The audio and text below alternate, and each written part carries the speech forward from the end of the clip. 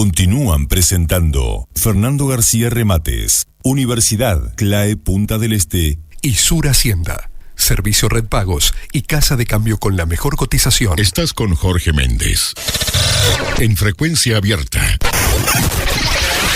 escuchando las voces de los protagonistas.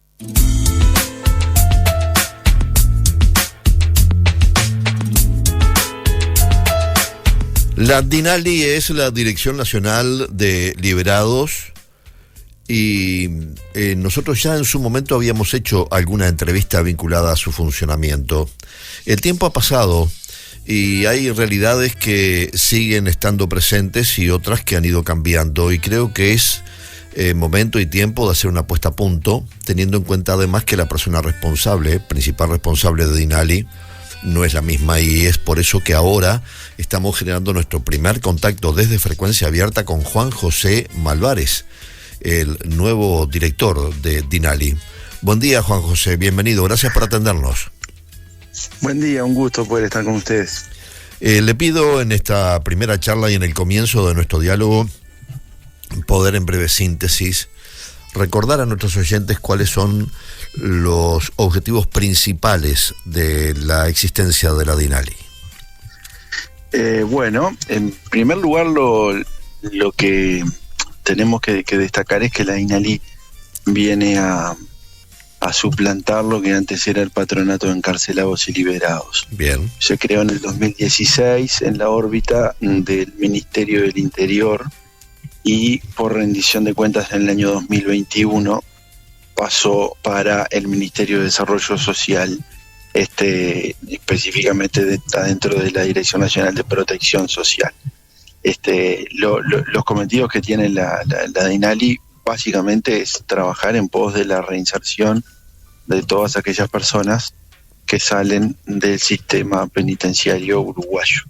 Y reinserción, bueno, su término amplio, apuntando a las cuestiones laborales, a temas de salud, por ejemplo, también, a reinserción en materia o utilizando herramientas como el deporte, la vivienda, en fin, es un trabajo bastante amplio y completo, le diría, que se trata de hacer a nivel país, para poder cumplir con nuestro objetivo, teniendo presente los recursos con los que contamos, ¿no? Lógicamente que, bueno,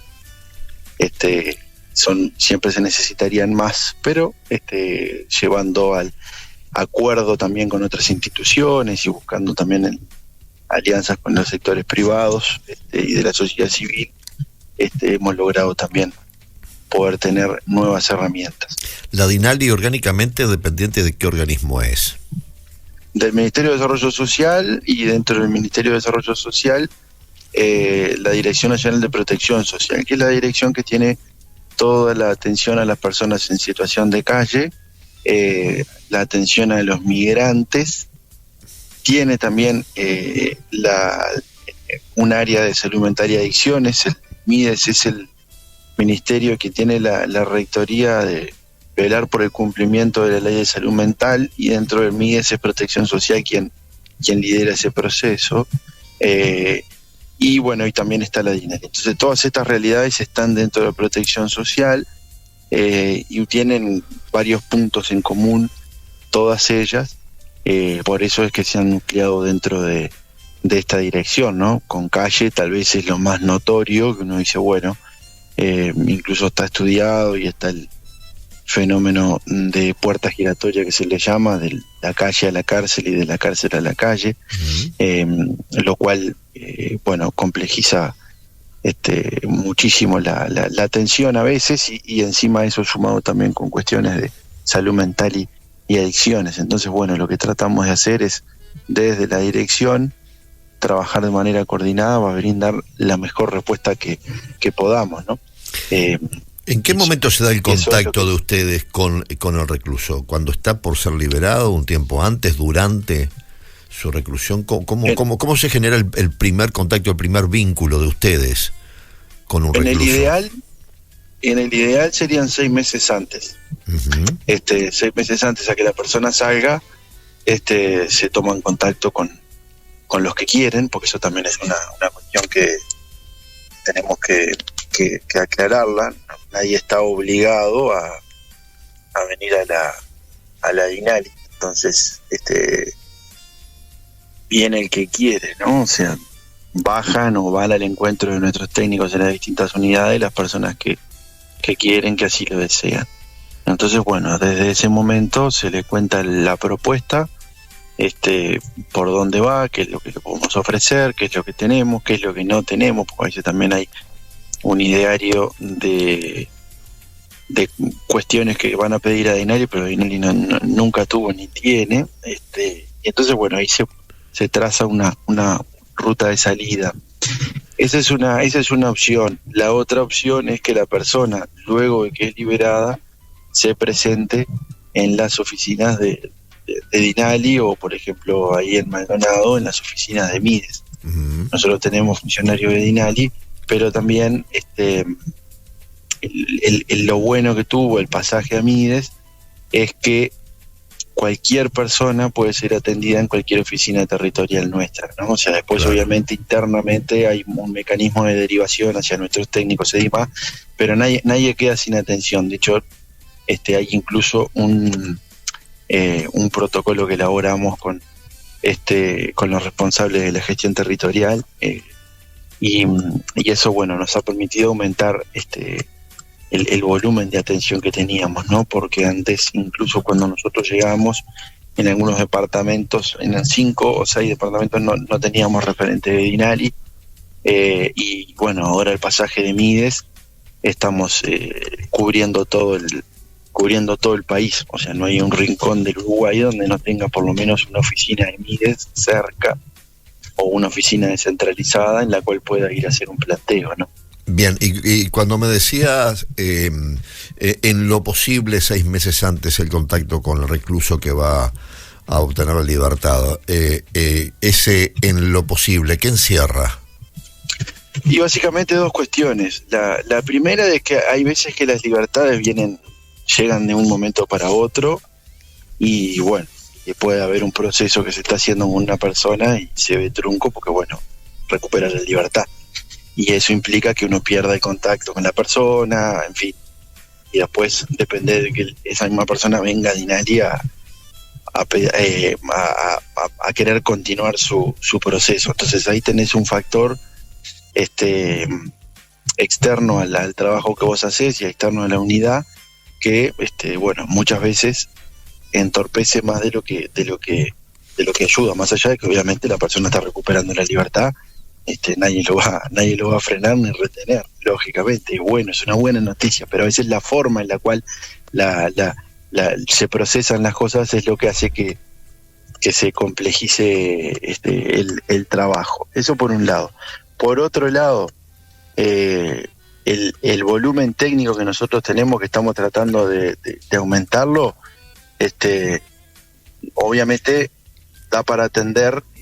Vamos periódicamente a las unidades, pero muchas veces la demanda es mayor, o directamente hay gente que no desea que uno empiece a trabajar en una idea de pregreso con ellos 6 meses antes, y de repente después te dicen: estoy a 3 semanas de salir, ¿qué tienen para mí?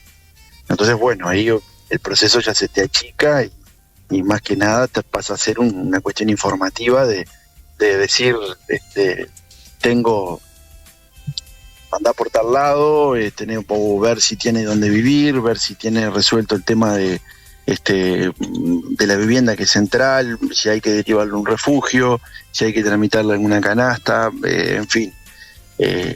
Entonces es bastante complejo a veces cuando ese proceso no se da en el tiempo y la forma, ¿no? Por factores externos o internos. Externos, esto que te decía, las libertades anticipadas que no son coordinadas, que nadie sabe cuándo llegan intempestivamente y te cortan un proceso. Y por otro lado, la gente que de repente tuvo un tiempo adentro, en su momento no quiso acceder a la ayuda de la DINALI, y después estando por salir, bueno, ahí si se interesa, entonces los tiempos se te achican. Y después, bueno, propiamente los lugares donde nosotros tenemos un técnico solo, por ejemplo, en algún departamento del interior, hace que el volumen de trabajo sea mayor y la respuesta más lenta. Entonces, bueno, son cuestiones que como que complejizan la tarea. Promedialmente, cada 10 reclusos, ¿cuántos aceptan con ese tiempo necesario, tiempo prudente, cuántos aceptan la posibilidad de empezar a prepararse para retornar a la libertad? Mira, ahí podemos dividirlo en dos partes. Sí.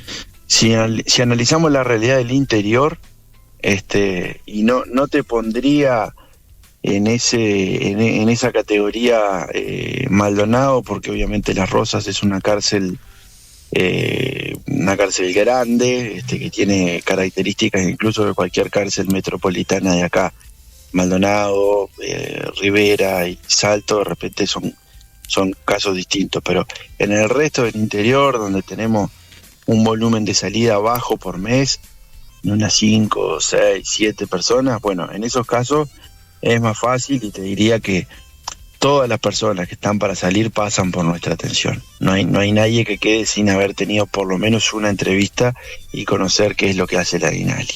Y en el caso específico de Maldonado, en el caso específico, porque estaba hablando el tema un poco el macro para después venir a lo específico, sí, nuestro que nos interesa también acá en Maldonado. Sí. ¿Cuál es el perfil de cárcel en la tarea de ustedes de Maldonado? Bueno, es una cárcel grande, lógicamente. Las Rosas, dentro de las cárceles del interior, por el volumen que tiene, la cantidad de reclusos que tiene, es una cárcel, por eso le decía, le podemos decir características de lo que es cualquier cárcel metropolitana de acá de Montevideo. No es una de las cárceles digámosle, de baja seguridad, es una cárcel de seguridad media, media alta, o sea, ¿no? Con un volumen de salida, digámosle, por mes mayor a lo que es una cárcel, por ejemplo, de 33, por ponerle un ejemplo. ¿Y cuántos promedialmente, cuántas personas egresan por 5 mes? 5 o 6 personas. En 33 el año pasado salían 5 o 6 ¿Y acá personas. En Maldonado? El año pasado en Maldonado, en La Rosa, tuvimos 670 escarcelaciones, ¿no? Comparado con 129 de 33 que le decía. Bien, entonces, para porque me interesa de todo. Esos 600 y algo son que en el año. El año pasado. En el año. Y ustedes tienen después del egreso una idea si esas personas se quedan al departamento o vuelven a su lugar de origen, porque muchos de ellos de repente son trasladados a otros departamentos, ¿no? Sí, y ahí se da una coordinación entre los equipos de INALI. Primero, por ejemplo, si vamos a un caso concreto, una persona que estaba en Las Rosas y dice, tengo familiares en Rocha.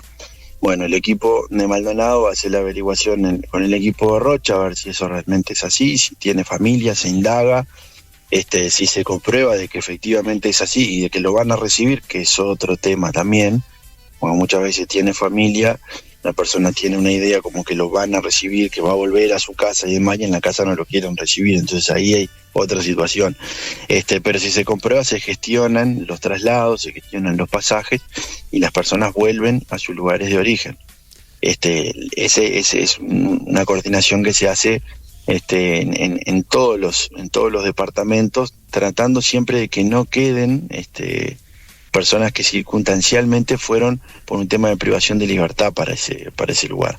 ¿Sí? O sea, sí, ahí ya para ahí ha ido gente de 33, de la región este y demás. Bueno, cuando salen, la idea es que esas personas vuelvan a sus lugares, que no se queden. Pero bueno, ahí también tenemos otro tema.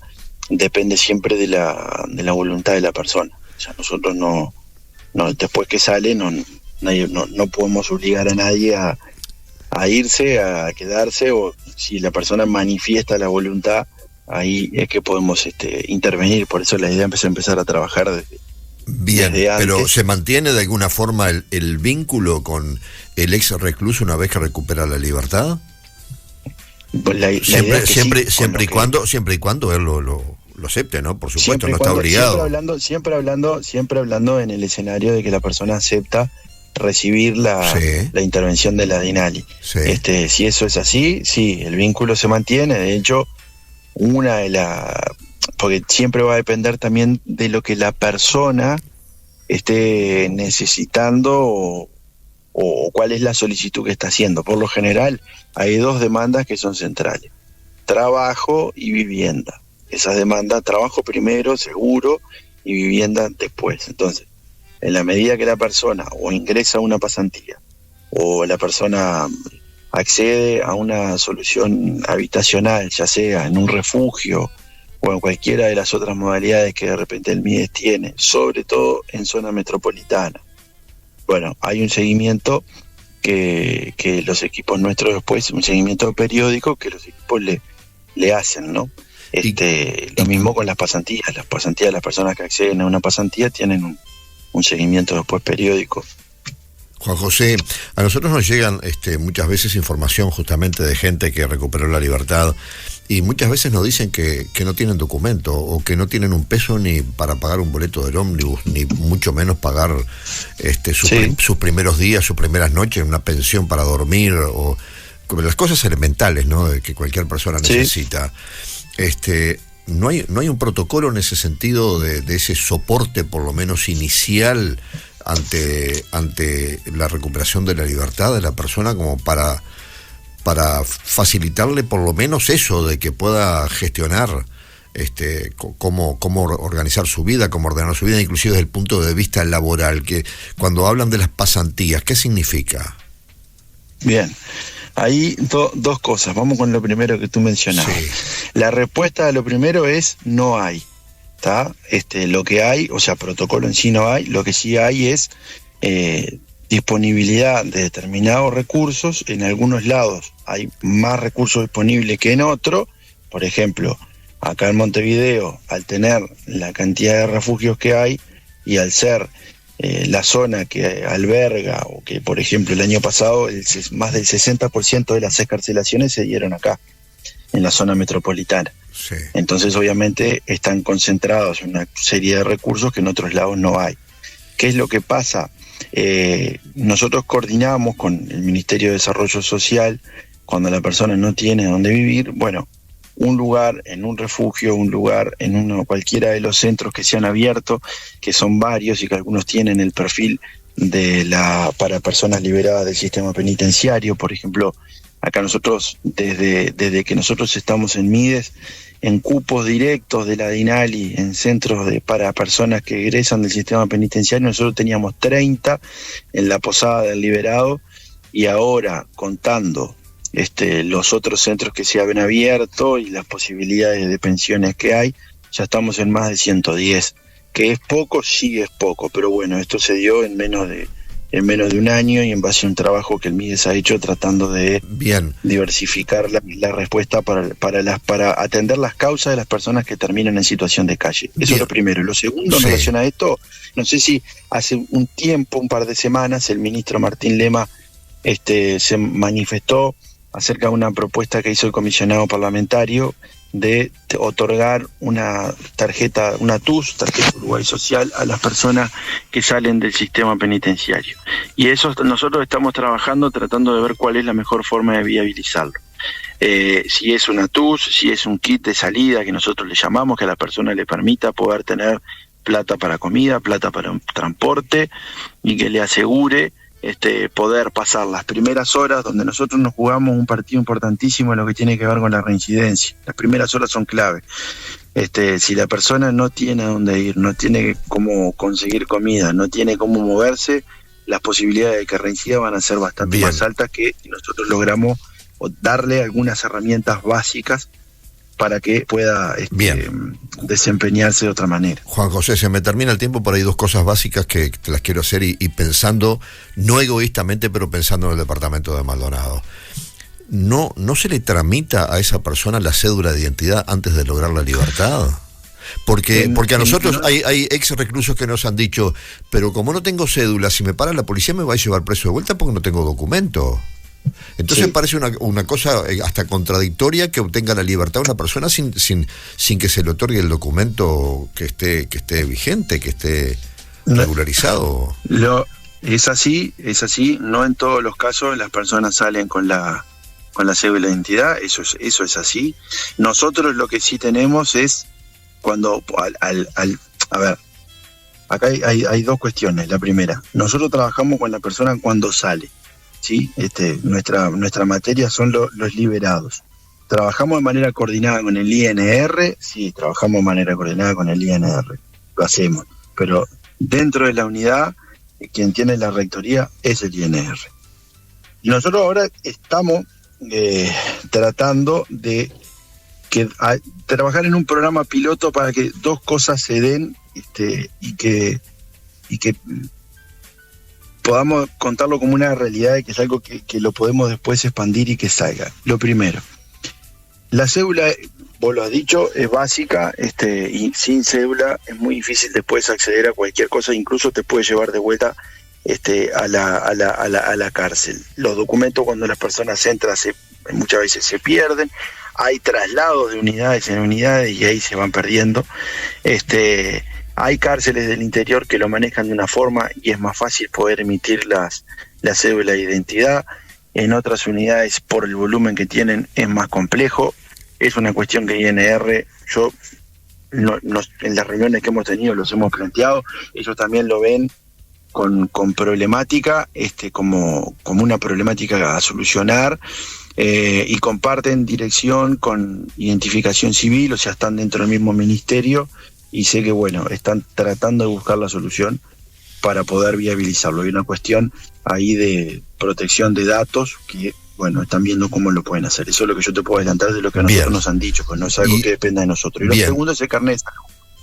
Bien, no, y lo otro que te quiero preguntar, porque se me termina el tiempo, José, ustedes pueden, al recluso, si quiere trabajar, de alguna forma viabilizarle la posibilidad. Hay empresas que de alguna forma, no sé, tenían convenio con la DINALI o un acuerdo que puedan orientarle a alguno de los reclusos como para...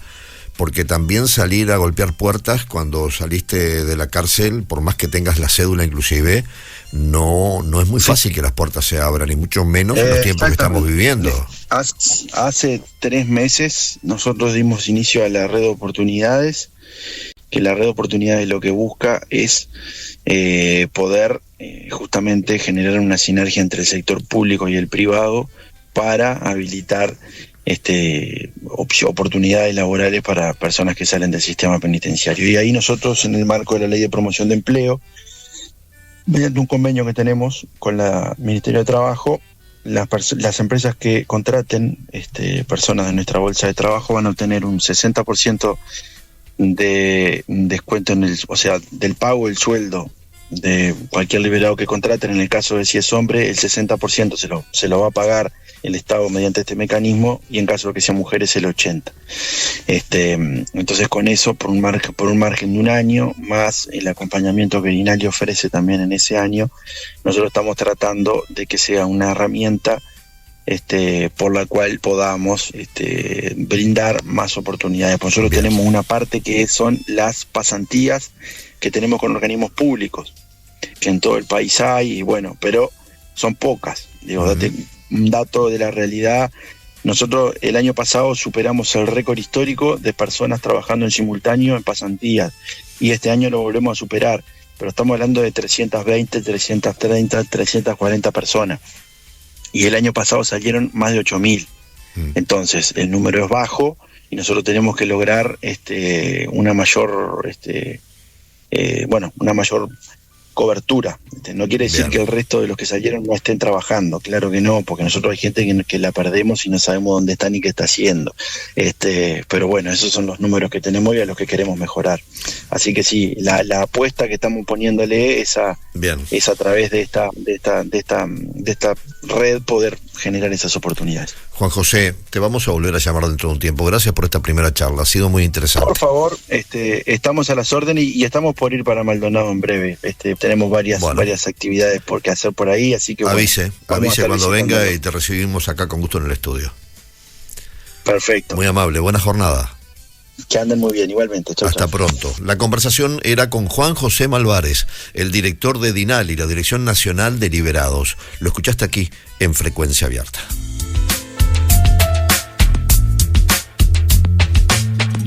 Frecuencia Abierta. Información confiable.